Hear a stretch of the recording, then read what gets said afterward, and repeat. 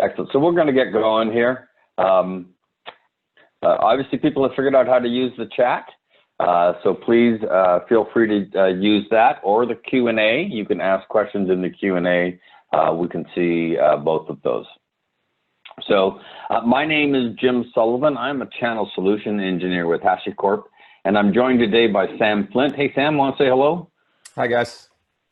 Nice to meet you. I'm a solution architect for DigitalOnUs. So, and we're here today that we're going to talk to you about managing infrastructure as code in a legacy world. We have some interesting content. Hopefully you'll enjoy it. As I said, please feel free to ask questions. It only makes this a more interesting webinar for all of us. So our agenda today is kind of introduce who DigitalOnUs and HashiCorp are. We're going to talk a little bit about workflows and immutability, and then we'll walk through some of those workflows, and then we'll talk about what your future as code looks like. And so with that, the question that we pose to a lot of customers, and we hear from a lot of customers, is, you know, people are struggling with some of these movements throughout the industry. And we see this, I know, Sam, you see it with your customers. You know, they're trying to move to the public cloud, particularly what we're seeing today with the, you know, the stay at home and the situation that we have from work from home is the cloud is becoming more and more important. And so this is the new world. And, you know, the legacy world that we're talking about is really around those existing systems, applications, and services that you're using today. And so optimizing your cloud strategy, looking at the reality of, you know, those multiple clouds that you're going to have. We have people who have private cloud environments who are using AWS or Azure or GCP. There's a number of other cloud services that are out there. We look at replatforming applications. So you may have existing applications that you want to migrate and replatform in the process. You may have infrastructure that you want to modernize and bring up to speed. And customers that we talk to are all struggling with trying to handle these situations. So what HashiCorp and DigitalOnUs are doing is we're enabling the largest companies in the world to handle this transition. So Sam, tell me about DigitalOnUs.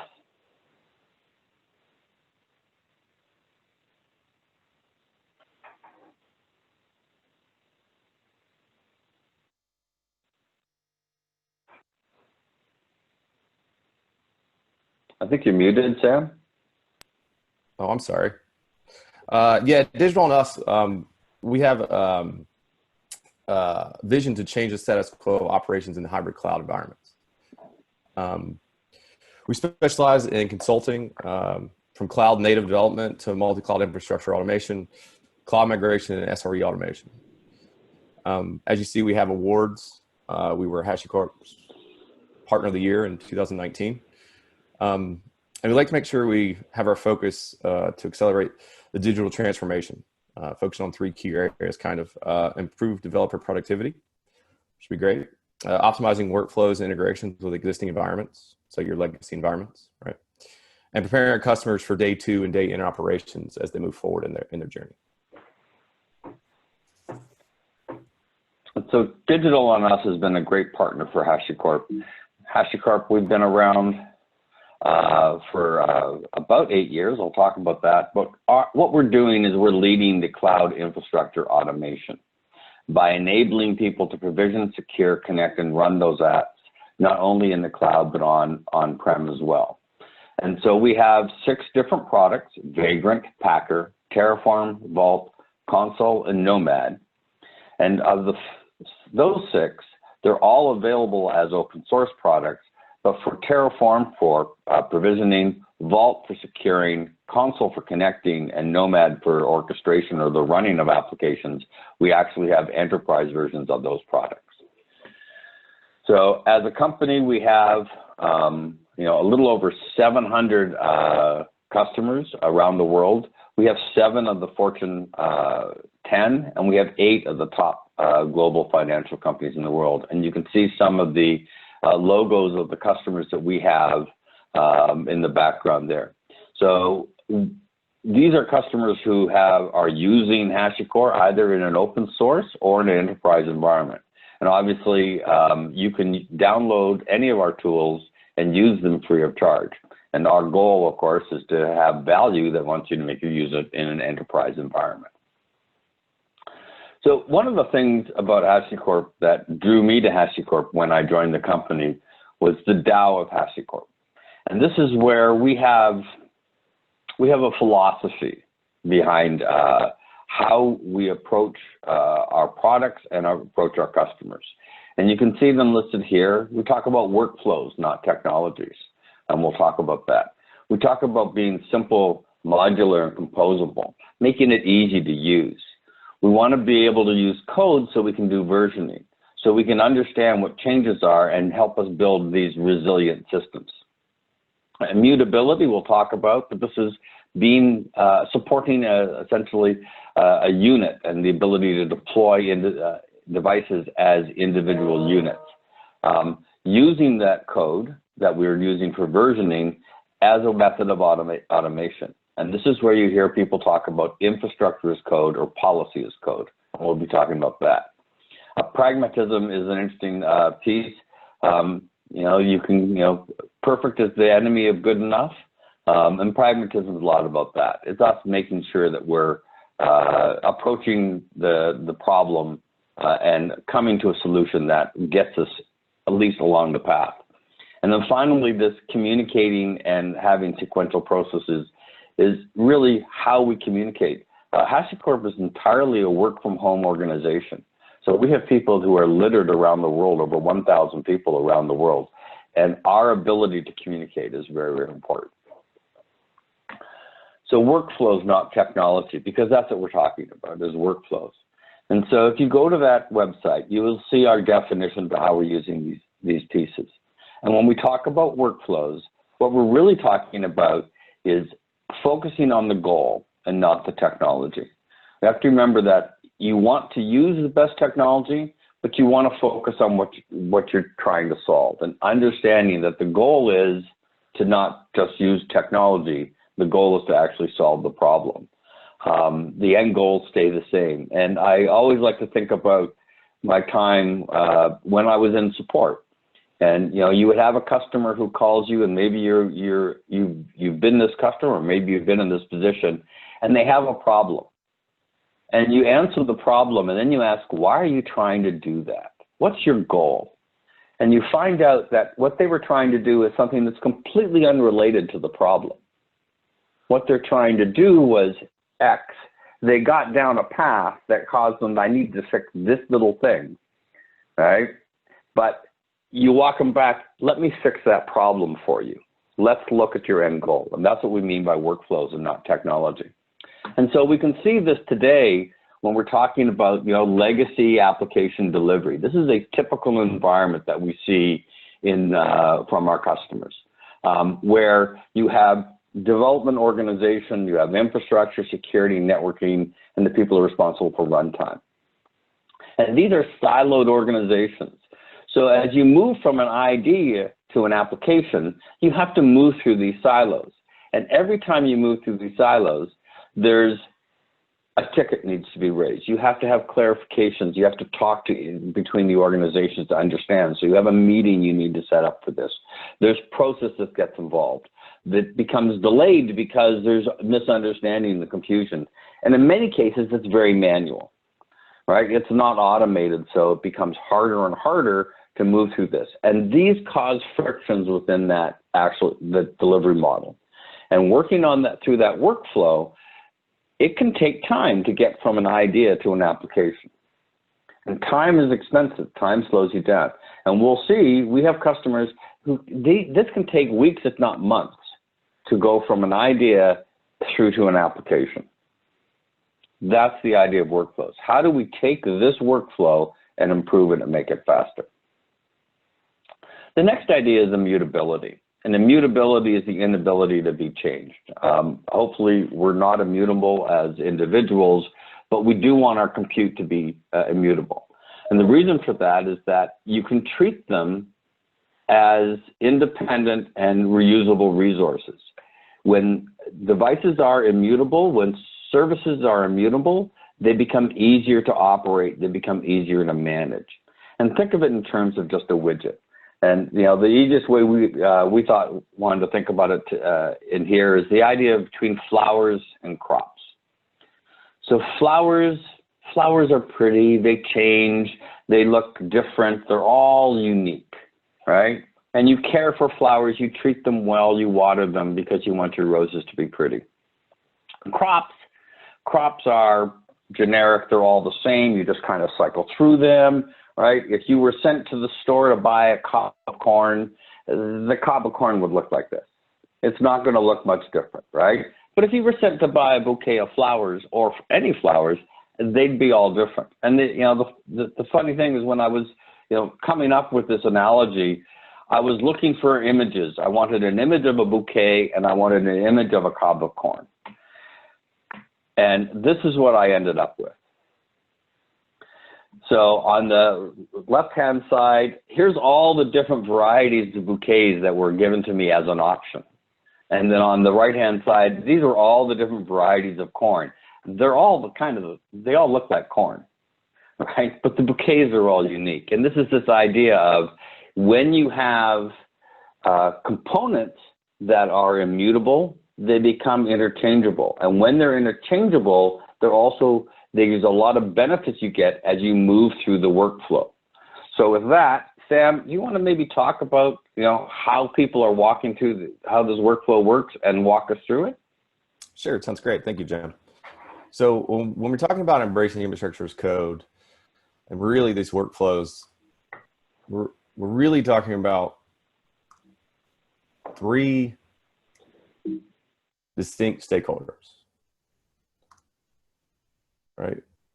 So these stakeholders, we can start with the application developer, right? We have application developer. They need to move fast, leveraging the infrastructure. It's always developer efficiency, productivity. They're also focused on reuse, which is great. Then we have developer of operations, or more widely known as DevOps, right? They need to automate the workflows, tasks within the infrastructure and ecosystem. And they're constantly focused on improvement and reliability.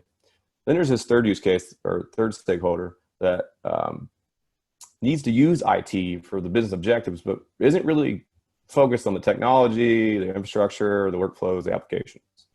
So what does that look like? For a legacy app delivery workflow, you can think about the ITIL process, right? You have a developer making requests, right? That request goes to a team or multiple teams. Those teams can produce something, right? And they may have a process, a workflow themselves. At the end of that, the thing they produced, and we can call that an artifact, is passed to another team, another ticket, another process, right? Once it gets to the end and the developer's request has been fulfilled, they usually end with a long-lived, over-provisioned server, right? And possibly it's running Apache on it for some web applications they want to deploy. But then the developer's role shifts from putting requests in to responsibility for that server, really. They have to build their own individual build deploy process potentially for that server, potentially updating it, patching it. That's a lot of responsibility for a developer. So if we look at the kind of the modernization of app delivery workflow,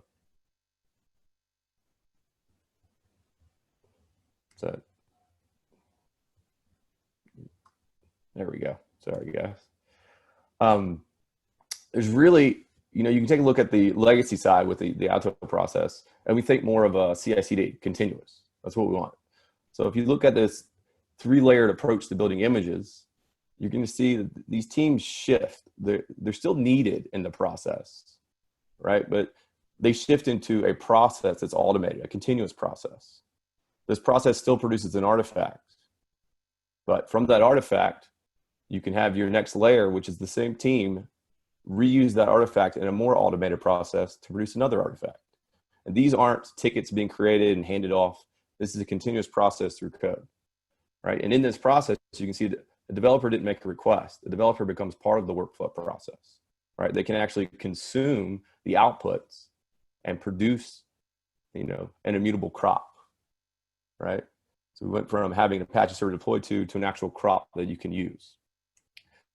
Then we've got the CD side.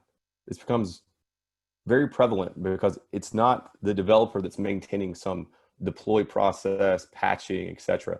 They're reusing the full workflow. It doesn't end there, to go ahead and take this artifact that they've built and deploy it. It's all lets the operation side shift their focus more of governance around what you can deploy instead of these handoffs. So what about day two operations, right? So that's the app delivery workflow process, but we always care about day two. Well, with the legacy way, each team has a different way of potentially deploying their code, maintaining their application server that's been handed to them through this long-lived process. And those are more closely related to flowers, right? I got to water my flower, keep it alive. Operations teams, right? They're going to need to patch those servers or maintain the infrastructure. That's thousands of servers. And what do we know about patching? Well, 10% of patches fail. So thousands of servers, it's a lot of failures, right? There's also the idea of putting all these agents and processes to prevent a bad citizen from compromising a computer or some system. It's a lot of overhead for them to think about, right? So how do we modernize the day two operations as well? Well, with everything as code, you can take this idea of shifting from flowers and really look at it as crops, right? So with this, developers and the operators become part of the workflow process. It's maintained. There is an action that happens, and then through code and process that's automated, it's not manual handoffs, there is a building and a deploying, and now you can treat your applications as crops, right? You rip and replace them. Instead of maintaining them, you can harvest them and replant. And then your questions go from how do we scale with confidence to when do we scale? So we've talked about two of the stakeholders, right? We've talked about developers and DevOps for operations. We can kind of see closely how their life changes, what improvements could be made, and you can kind of see that through some of the tutorial diagrams, but how does it really quantify to something? So if you want to take a look at the entire process, right? And this is the legacy multi-step app delivery. Here you can see it took 22 weeks, right? We walked through the 5 cycles that Jim showed. This is more of an ITIL process. So you see that's 22 weeks of time. Resources, tickets, overhead. That's not even showing the overhead of the operational side of patching, maintaining. This is just from the idea to the delivery, right? So with moving to this modernization of the application delivery and day two operations, et cetera, you can reduce that, right? To potentially a 5-minute process. So Jim, for reducing the process like that, we see how it takes over for both stakeholders on the app side operations. Do you think you could help explain maybe how it takes over for the third stakeholder? Our business user, who at the end of the day is who we all work for, right?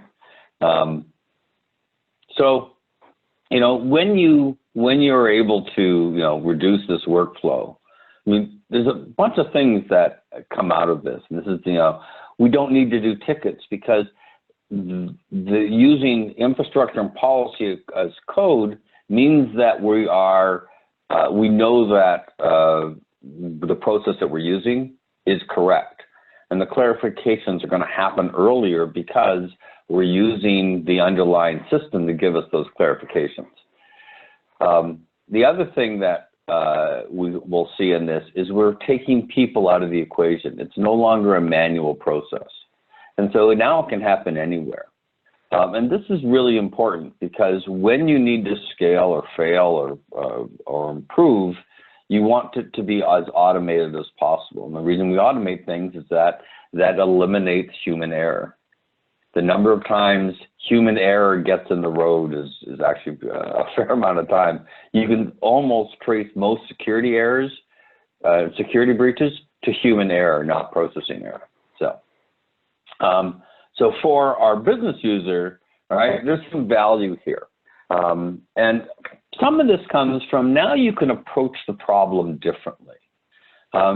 Things like canary deployment. So canary deployment is where I would go and I would deploy just a few of the new I made a change. I want to see how that change reacts. I'm going to replace some of my instances with these canaries. And just like the canary in the coal mine, if they have a problem, I know that there's something wrong with that code and I'm not impacting all of my users. And that's a very common way to approach a problem. The blue-green deployments, where we see customers actually pre-staging an environment, their blue environment, and then flipping over completely to that new environment, enabling them to, essentially eliminate any sort of drift or a long-term decay of an application just by replacing it. We've all heard the term theraboot, or maybe you haven't. I used to request somebody would do that when they had a problem with their servers. Well, what should I do? Well, just do a theraboot, reboot the system, right? It's the equivalent today, I guess, of shutting down your Windows box and turning it back on. But that's kind of a blue-green environment. And when you can do that with immutable pieces, it becomes very easy to do. The idea of A/B testing, I think is a good idea because maybe I want to present my information slightly differently. And marketing does this all the time. You are constantly being A/B tested if you're not aware of this. And again, being able to have interchangeable resources means that you enable that capability. And so all these pieces come together to kind of reduce the risk to the business of what they're doing. We talk about downtime, but slow is the new downtime. And if I can reduce that risk and improve that performance, I'm making my environment better. I have better market insights if I'm looking at it from a business user, what works and what doesn't. And if I have an idea, I can go faster time to market. If you think that, it takes 22 weeks to take an idea and turn it into reality, you've missed the moment, right? But if I can do it in minutes, I'm enabling me to move that forward very quickly. The cost to rebuild or re-provision becomes much, much lower. You're just redeploying the services. You just provision as needed. So we're lowering those operational costs and we're lowering the entry costs, not only to a service, but potentially to a market. So for a business user, these things are very important, and this enables them to leverage and use the environment to actually drive business value. So there's a few things we'd like you to do moving forward. We have workshops for the HashiCorp products. You can go to HashiCorp-workshops on our website. You can look there really quickly and join them. We get hundreds of people on them. I had one yesterday that was pretty packed. Or we can do one just for you. If you want to do a customer dedicated one, reach out to DigitalOnUs and we'll work with them to put that together. And Sam, DigitalOnUs has some services? We sure do. So we have a quick start service for pretty much any HashiCorp tool. Comes with installation and 1 or 2 use cases to get you up and running. If you're already on your journey in the immutable world, or legacy to the cloud, whatever it looks like, we have health check services that can come in and kind of give you a check on where you're at, help you build that roadmap. And we have a white paper for infrastructure as code best practices and journey. And so with that, we'll go to question and answer. We have a question in the chat, and it's what are the best options for authentication of applications running in legacy infrastructure to HashiCorp Vault? Is app role more preferable to TLS clients in general? So we didn't talk specifically about products, but just for everybody's edification, the Vault product is a security tool. So it enables security workflows. And one of the things that Vault can do is do password management and password cycling. And so there are different ways that you can use Vault to authenticate to an application. And it really does depend upon the application. Most legacy applications probably don't support app role as well as they should. And so it just really does depend on what your application is using. What we've seen a lot, and I don't know what you've seen, Sam, is a lot of people still are using just username and password because that fits in with how their legacy systems work and just cycling those passwords on a regular basis. Sure. Sam, any comments there? I have seen some clients, I've actually seen this question come up with clients. Due to the long-lived nature of legacy applications, usually that 22-week process, if you're on the ITIL process or legacy, app role can work if you have the correct process set up to generate an app role. They're long-lived. You don't have to worry about the server going down, coming up, and having to re-get that app role, which is great. As you move your journey across from the typical ITIL process or legacy into a pipeline process, the client TLS is definitely preferable. Once you get that kind of built into your journey and in your pipeline, it becomes an adds code process. I believe it's more secure, it's easier, you can expire certificates, you can force the application to redeploy because of a certificate. That's just better all around. You want to redeploy your application if you can for patches. Client TLS certificates, are going to allow that. So I think it's definitely an approach as you move from legacy to modernization is one to the other. And we had another question, and I think this is probably a good segue, is the question about us doing code, actually doing code versioning and the built-in validation of scripts from V1 to V2. Do you want to talk about that, Sam? Sure. Hassie also went in the chat. Gotcha. How about an in-build validation of scripts from V1 to V2? I'm not sure I get the context of the question in code versioning. Yeah, so we're going to use, all of our tools are driven by code. So when we talk about infrastructure as code, we're talking about using essentially the written word to define how systems are deployed, whether that's in the provisioning, security, networking, or orchestration. And so because these pieces are written out as code, you can actually store them in GitHub or GitLab or Bitbucket or wherever. You have a lot of flexibility there. So that's, if you go out onto GitHub, for instance, and you look for Terraform, you will find hundreds, if not thousands, of repos that are using HashiCorp configuration language, HCL, to define their Terraform provisioning environment. And you can use that over and over again. And so as you change between, V1 and V2, as you push that change, you can actually automate the provisioning of that.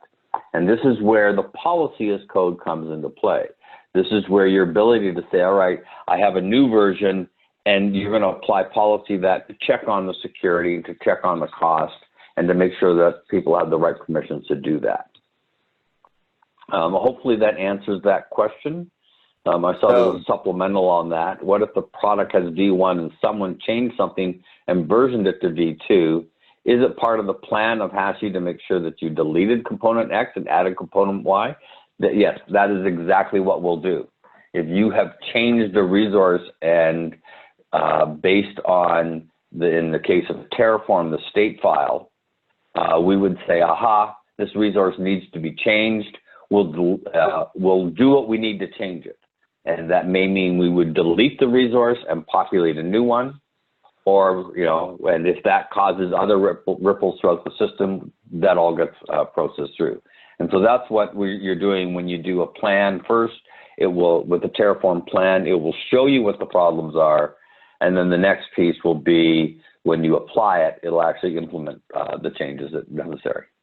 Sure. So just to add to that, and a more practical use for the versioning, if you're talking about Terraform, using modules and versioning of modules is really going to get you what you want in that context. Because if you're updating a module and you're version controlling it, when you go to get that module from the module repository, it's version controlled. You can allow the developer to self-service on the module themselves. So if the module changes, not everybody has to take that change, right? People can choose to take that change when they want, knowing the change will give them, you know, V2 versus V1. And there may even be another configuration they need to pass in with V2 to the module. So best use case there would probably be modules. So a question for you, Sam. And I know you've done a number of implementations with companies, as you know, throughout your career and with your work with DigitalOnUs. So what are the biggest impediments you come across in large, complex enterprises? Well, usually there's, you know, there's always the change, the change of workflows, the reordering, and the new skill sets that people have to learn, right? Those are usually the three biggest impediments, right? But they're not bad things. I mean, learning a new skill set's great. Don't look at it as what you were doing before is going away. Look at it as you're improving what you were doing before, and you're improving your skill set, right? Which is always good. The elimination of workflows, like the ITIL process, is usually a big impediment. People have been doing the ITIL process for so long.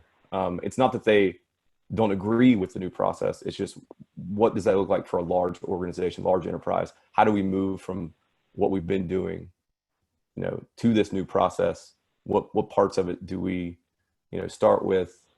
How do we plan for it? Who do we get involved? And it's actually something that DOU specializes in, with helping you with those health checks and those plans, and giving you a roadmap to move from your legacy process to the new modernized immutable process. So I hope that answers the question. And I guess, you know, one of the questions also has come up is about, you know, the open source versus enterprise. And I'll take that for our Hashi customers. You know, all of our products are available as open source products, and you can freely download them and use them. There's a limited functionality, and for the additional functionality, that's the enterprise piece. And what we try to do is, we're always improving the functionality across both pieces. We try to make sure that there's a lot of value in the enterprise pieces.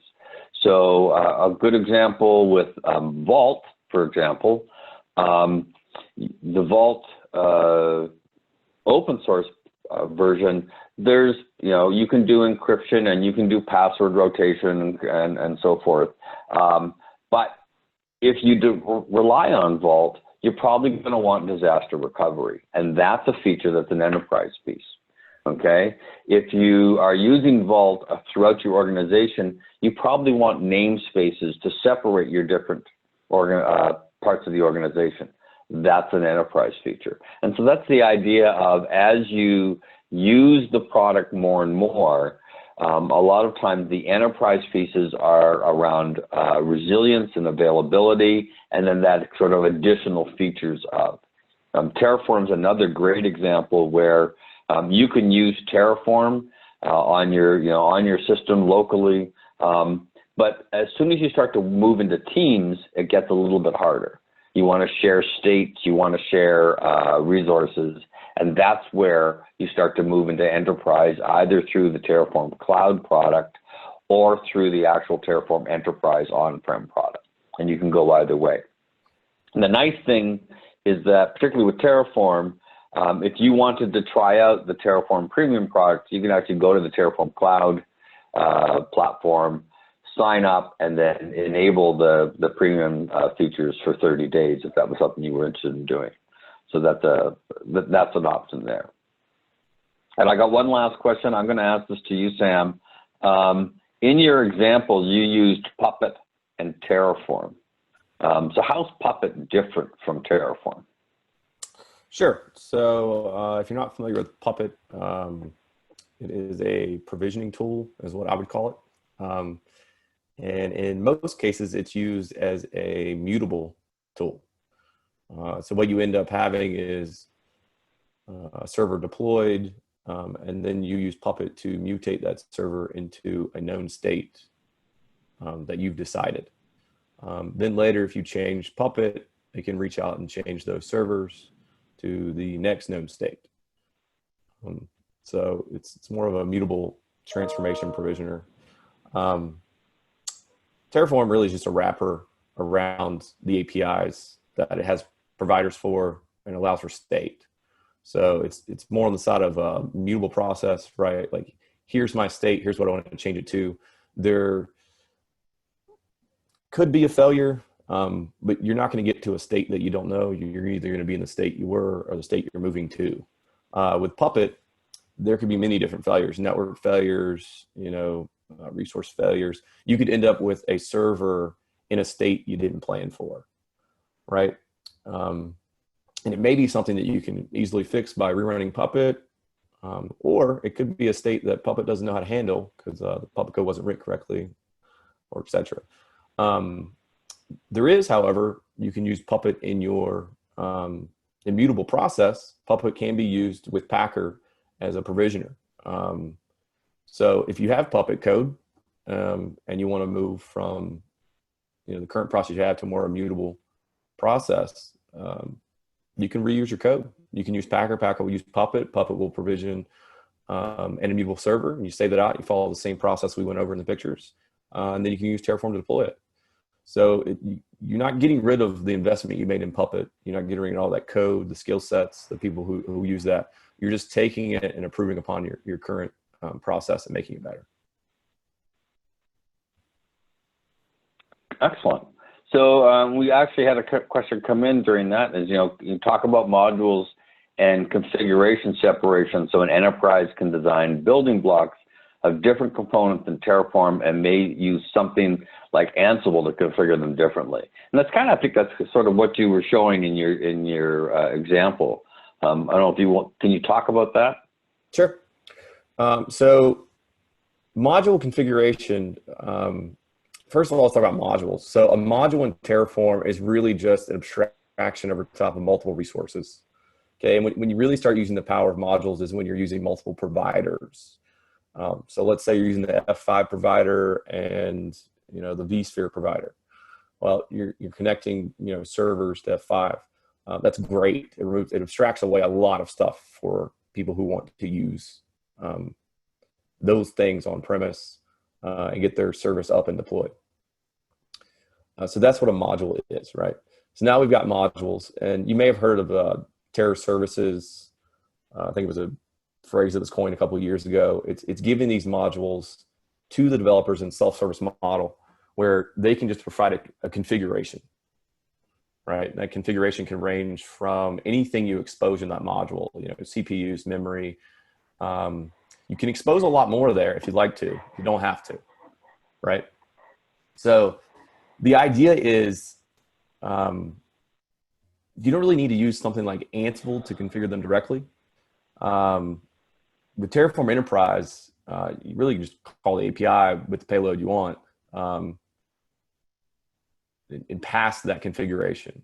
Now, if you have a pipeline and you're already using Ansible to do your deployments, and that is tied to a configuration built system, let's say, to where you're pulling configurations with Ansible and you already have everything you need, you just want to call Terraform with that configuration, it makes perfect sense. You don't need to rewrite the entire workflow process you have to incorporate a tool that's going to better prepare you for immutability and provisioning your software and infrastructure. So there is a use case for it if you have it already. But anytime you end up with the configurations you want to pass to Terraform, you can pass them at that moment. So whether it's Ansible, you're using your fronting it by a Mule API, because in some cases, there's a lot of decisions that need to be made about billing or entitlements or things before you actually have to call Terraform. Those things do need to be handled, determining configurations. So if you're using Ansible to go grab configurations and calling Terraform, there's nothing wrong with that. A great answer. And, you can go, if you went and looked at the difference between a Terraform provider and a Terraform provisioner in the doc, you'd actually see how the provisioners like Ansible are used to, do that configuration after after the provider has provisioned the resource. You have to follow that thread really carefully. You do. So that's a great point, Jim. I didn't think about that. So I'm more used to using Cloud Init for the configurations. So you can use your model of Ansible running. It does have the executor that you can use. That's a great point. The typical model that I use with Terraform is I pass a configuration to it, and then depending on what Cloud Init platform you're using, like AWS, you write a template file, call Cloud Init, it'll run that file to configure the server. So you end up passing the configuration, still allowing the server to do everything without having to run a subsequent process. You can do the same thing on premise with vSphere. It has guest info you can pass to it for Cloud Init to work. They actually have started doing that. So awesome. So with that, we have no more questions. So I'm Jim Sullivan. I am a channel solutions engineer with HashiCorp. Thank you very much, Sam. Say good night. Yeah, thank you everybody for joining. I appreciate it. If you need anything, reach out. I am Sam Flint at DigitalOnUs, and I'm a solution architect. Thank you for your time. Thank you, everyone.